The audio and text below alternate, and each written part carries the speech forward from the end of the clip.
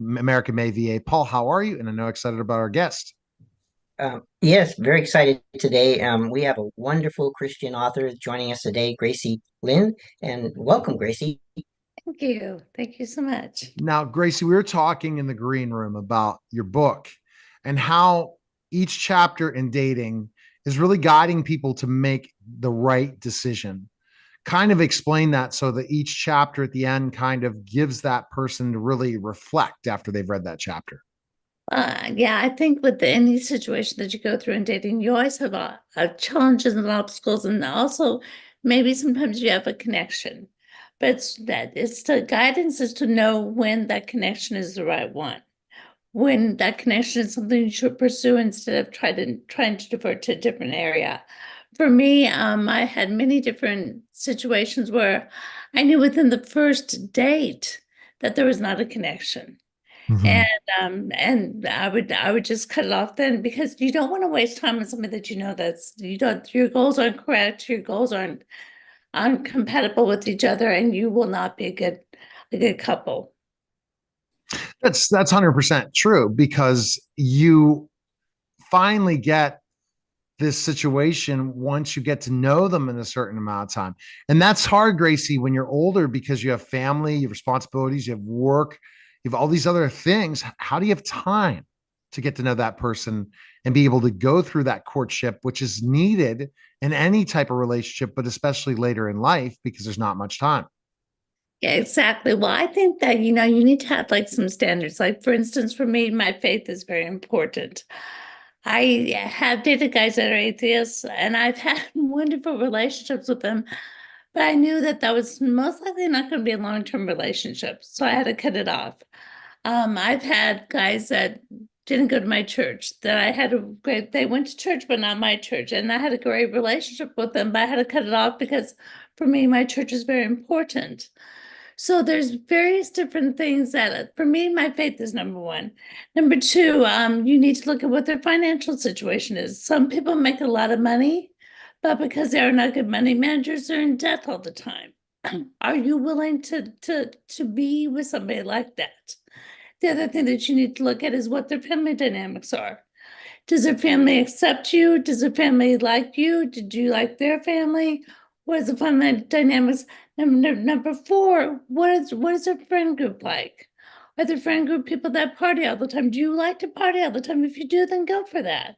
If you prefer not to party all the time, then that might be not the one for you. So set yourself like different categories and say what you want into each category, and then try to look for somebody within that category.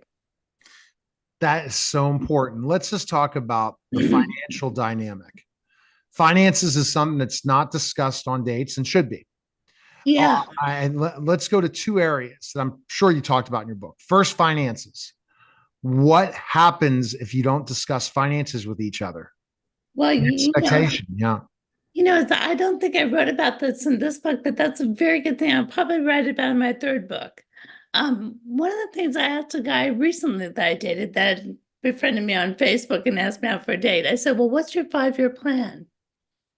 And he said, well, his 5-year plan was to sell his house and to buy a five fifth wheel camper and to go traveling across the country. And he said he didn't need a home. And I'm like, well, I do, you know. And if that's all you want to do in 5 years, by the time you're 5 years, you're not a good match for me.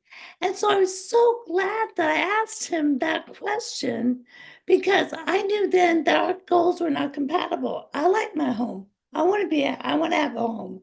I don't want to be homeless. I don't want to live in a little camper. I like I have a fairly large home. I like it. Wow, So, that's a surprising one. A 5-year plan for older adults, meaning in their 50s and older. yeah. A lot of them don't have plans. No, they don't. And you need to know that. I think you need to know, they ask you that in a job. Where would you like to be in 5 years from now? Where would you like to be in 10 years from now? Why not ask of somebody that you're dating? What are your plans for the next 5 years? Where would you like to be after 5 years? What would you like to have accomplished? Even at 60 years old, I have goals every single day of what I'm going to do. I have goals every single year of what I would like to accomplish. Now, whether that translates into success or not for me is not in my hands. I just have goals I have to complete. I got to keep writing books. I got to keep releasing books. I got to keep working on the advertising with you, and I got to keep on motivated to do that. But some people have no motivation at all at this stage in life. They want to sit around, watch Netflix, and eat ice cream. And I'm not saying anything bad about that. Some people work very hard all their life and they want to retire and just not do anything. Why? That's how you retire and die. Yeah. You're not going to do anything. Yeah. Paul's in his 70s and I keep him busy, don't I, Paul, since you met me? Yeah, there you go. Yeah, why give it up? My daughter's mother-in-law said something real. She says some of the sweetest things to me. I love her. She said that the 60s to the 70s age range is now when you have the most productivity because you have raised your family, you have done your job. You're now probably in a point where you're willing to go after the one career that you really have passion for. You are like for me, I stopped nursing because I didn't like nursing. I wanted to write. And so I made sure my kids were all raised, made sure they got through college. And then I'm like, okay, now's my time. Yeah. It's my time to do what I want to do. I've got you where you can be self-sufficient. You can be independently financially, on your own, not relying upon me.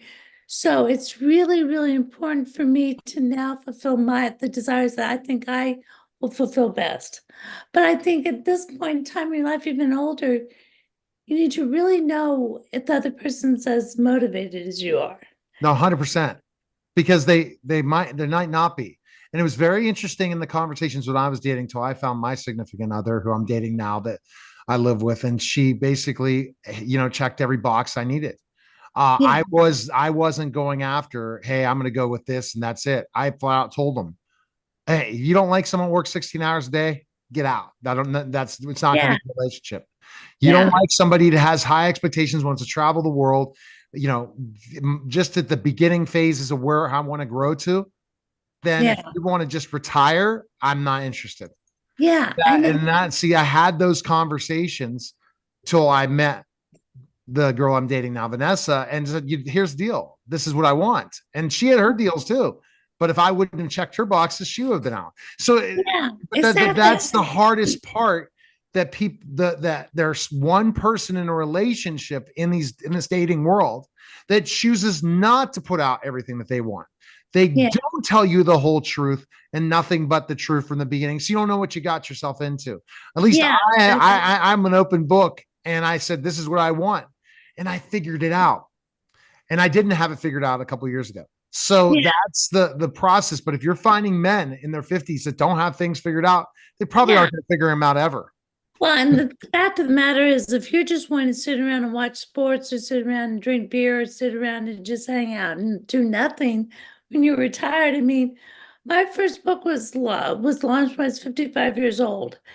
That was crazily enough like my launching pad for what I really wanted to do then. So now my whole goal is these next 10 years, I want to have them be the most productive years of my life. And that's 60 to 70. I want to give the idea that, or give people the motivation that 60 may be the best to 70 may be the best years of your life. Don't just think you can just retire and not do anything. Get a new career. Because you're going to live a lot longer now. Yeah.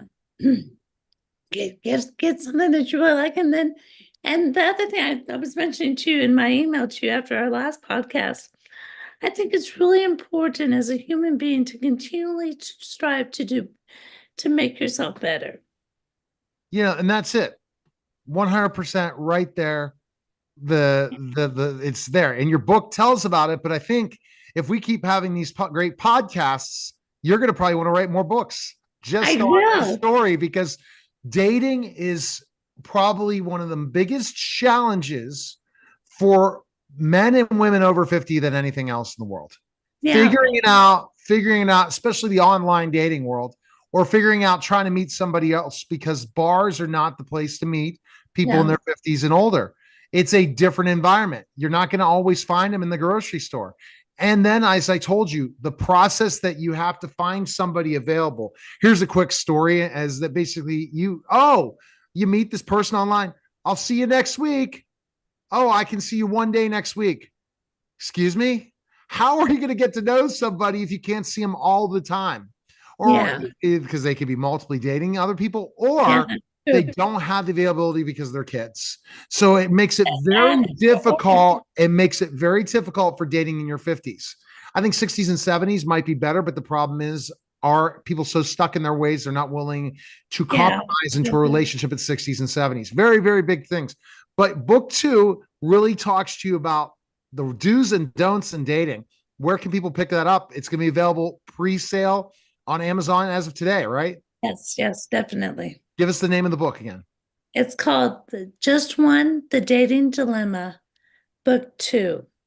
All right. We appreciate it. And that's the key part. Dating isn't fun, but if you not want to be alone, you got to pick up Gracie's book. I appreciate it, Gracie. Thank you. You're listening and watching the Neil Haley